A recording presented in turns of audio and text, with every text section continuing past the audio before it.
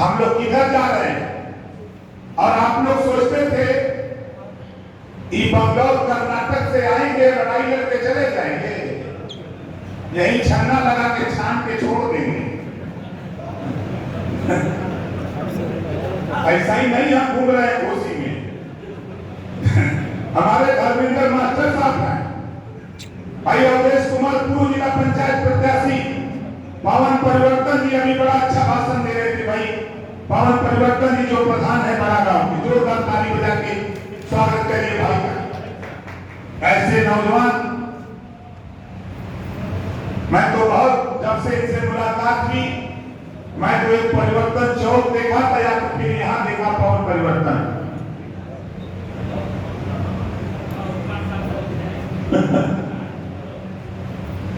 हमारे ज्ञान प्रकाश प्रधान है जो यह लड़ाई आप देख लीजिएगा, समाजवादी पार्टी तीसरे नंबर पे रहेगी।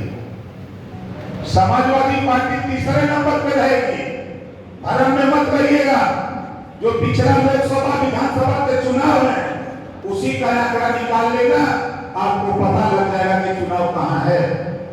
अभी भाई जोड़ के बता रहे थे, हम तो इस प्रयास में है कि जो हमारे साथियों की इच्छा है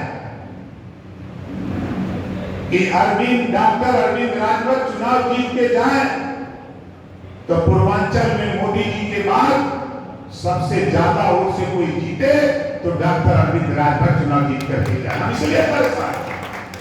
चुनाव की जीत तो उसी दिन पक्की हो गई जिस दिन डॉक्टर अरविंद को टिकट मिल गया।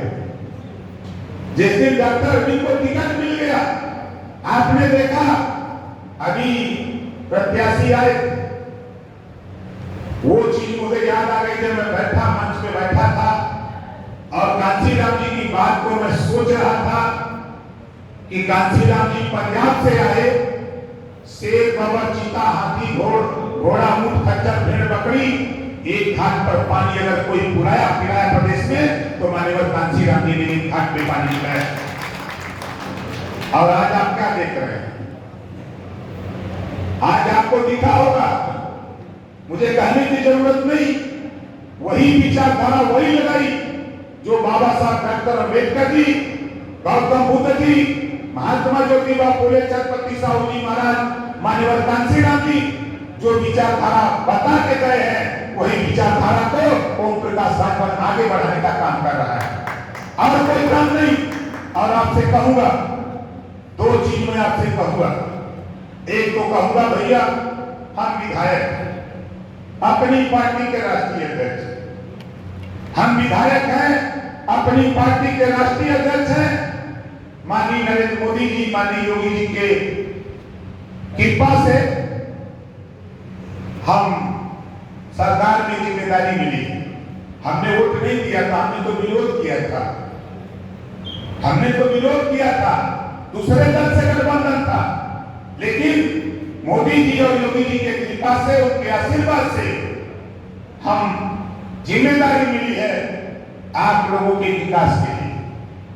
चुनाव जीत जाने लिए हम धीरे धीरे धीरे धीरे आपको लगने लगेगा कि ओम प्रकाश राजभर, हम जब अपनी कुर्सी पर बैठते हैं तो डॉक्टर की हैसियत से बैठते हैं। जब कोई समस्या लेके आता है तो मैं ना उसकी जाति पूछता हूं, ना पार्टी पूछता हूं, ना धर्म पूछता हूं, उसको रोगी समझ करके हम उसका इलाज करने का काम करता हूं। ये ओम प्रकाश राजभर करता है। इस नाते आप बताओ, उत्तर प्रदेश ओम प्रकाश राजभर की चर्चा है कि नहीं? कितने लोगों को पता है कि चर्चा है? जरा हाथ उठाइए। चर्चा है। क्यों चर्चा है? हम सदन के अंदर नहीं, अच्छा है सदन के बाहर, हमारी लड़ाई गरीब, कमजोर, पिछड़े, दलित, अल्पसंख्यक की लड़ाई होती है, जिसको कोई नहीं पूछता। जो पंडित दीनदयाल उपाध्याय जी ने कहा था कि जो निचली पायदान पे है उसको ऊपरी पायदान पे ले आओ। बाबा साहब डॉक्टर अम्बेडकर जी ने भी वही बात कही, वही बात बुद्ध जी ने कही।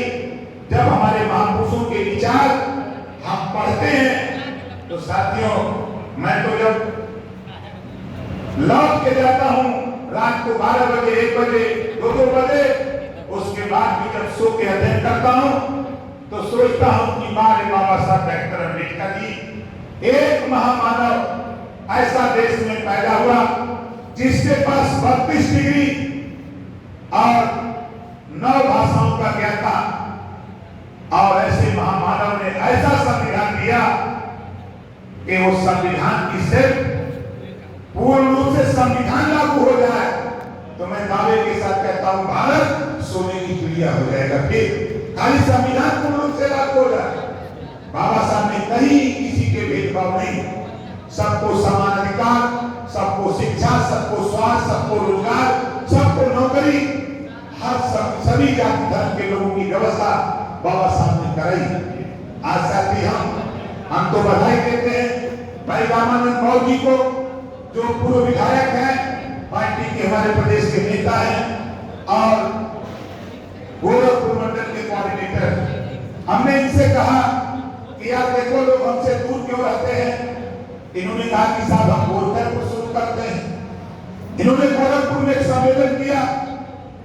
जब सम्मेलन हुआ तो आए लोगों ने बात सुनी, लोगों ने कहा कि नहीं भाई इस नेता के साथ रहना चाहिए। तो मैंने इनसे कहा कि आप चलो फैजाबाद एक कार्यक्रम करो। इन्होंने फैजाबाद में कार्यक्रम कराया। मैंने इनसे कहा कि चलो हम आपको ले चलते हैं एक जगह जहां कोई नहीं मानता। हम इनको ले गए सहारनपुर, और सहारनपुर में ले गए। मैं 4 दिन खुद वहां रुका था, और सहारनपुर में जब इन्होंने लोगों से बात शुरू किया तो आपको बता दूं 500 से 600 लोगों को जुटाकर जब हम लोगों ने बाबा साहब डॉक्टर अम्बेडकर की विचारधारा, माननीय कांशीराम जी की विचारधारा और हम लोग अपनी विचारधारा जब बताया तो लोगों ने कहा कि नेताजी आप संघर्ष करो, हम आपके साथ हैं। आप वही काम कर रहे हो जो काम माननीय कांशीराम जी छोड़ के चले। तो साथियों हम उसी मुकाम पे हम तो बहुत सीधी से जानते हैं। कोई साथी किसी को कहीं कोई दिक्कत हो गई है, आप बेहिचक हम रसा अब 2 दिन नहीं रहेंगे। आचार संहिता खत्म होगी तो 2 दिन में 1 दिन कैबिनेट की मीटिंग होगी, 1 दिन क्षेत्र की समस्या सुनने के लिए दिन भर वहां रहना पड़ेगा। 2 दिन के बाद और शेष 5 दिन में रसरा बनारस यही रहूंगा। और मैं आपसे कहूंगा घोसी लोकसभा के लोगों, अगर किसी को भ्रम हो चुनाव के संबंध में हमसे बैठ के चर्चा कर लेना। 2125 बूथ है, हम बता देंगे कि कौन बूथ कौन जीतेगा, कौन बूथ कौन हारेगा। हम आपको बता देंगे। हमारे पत्रकार भाई हैं, इसी मऊ में हम खाली बवंडर पे जा रहे हैं, जाते हैं 1,000, 5500, 400, 1,500 मुसलमान भाई जुटते हैं। वो कहते हैं आप नेता के ये सही है, यही के वोट लेवल जाए, एक तो यही के टेक लेवल जाए। जब उन्होंने जितने नामों को दे के कहा रहते हैं। और आप देखिएगा हमारे अपना दल के साथी मंसूरी जी यही है, जोरदार ताली बजाकर स्वागत करिए। ये महुआ के हैं, इंदारा के महुआ में पड़ा इंदारा में। ऐसे सैकड़ों लोग लगे और चुनाव कहीं रह नहीं गया। आप देखिएगा जब रिजल्ट आएगा, रसना से जब गिनती होगी तो आपको बता दूं पूरे घोसी लोकसभा में सबसे ज्यादा वोट मिलेगा एनडीए गठबंधन प्रत्याशी डॉक्टर अरविंद राजभर को, तो रसड़ा में मिलेगा 1.5 लाख के पार।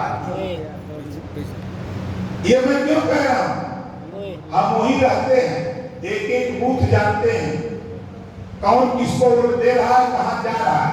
हम भी 4 गांव 5 गांव घूम के तब आते हैं, फिर जाते हैं तो फिर 4-5 गांव घूमते हैं। हम टटोल में धरातल मधुबन गया था, 5-6 दिन वहां हमने घूमा देखा, भ्रांति लोग फैला रहे। एक सर्वे भारतीय जनता पार्टी की बड़ी टीम आई थी सर्वे करने, कल 2 घंटा हमसे डिस्कस किया। जो बात मैंने बताया उसी बात को टीचो करके दोनों चले गए। इतना बड़ा सर्वे तो हम लोग नहीं कर पाए। नेताजी आप कैसे जानते? हमने कहा कि आप बाहर से आए हो भैया, हम घर में है इतना का बना था, हम क्या करते हैं बाहर बात कौन पता नहीं लगी का बना था। मान के लोग बड़े सर्वे थे और बड़ी ताकत लेके आए थे हमको समझाने के लिए, बताने के लिए। हमने इस सर्वे को बता दिया, ये 15 दिन पहले का सर्वे आपका है। तब उन लोगों ने कहा कि हाँ ये सर्वे 15 दिन पहले का है, क्योंकि 15 दिन बाद करिएगा तो कहा नहीं नहीं अब तो बहुत बदलाव आ गया।